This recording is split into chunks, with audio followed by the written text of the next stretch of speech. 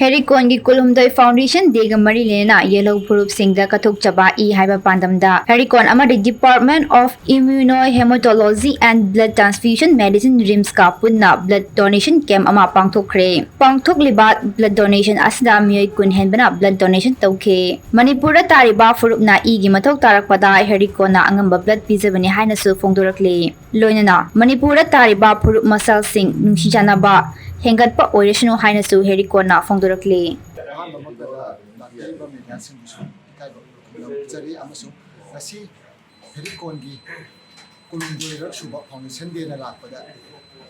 Department of Immunology and Tradition of Medicine RIMS ka Herikon ka kusannaga blood donation asi sinjabani ahanbada aikoina lamdam asida lebiriba Phurup Singda Kathokchaba ini amasung lamdam sida lebiriba Phurup amadi nusi chanana hena chesinabagi damakta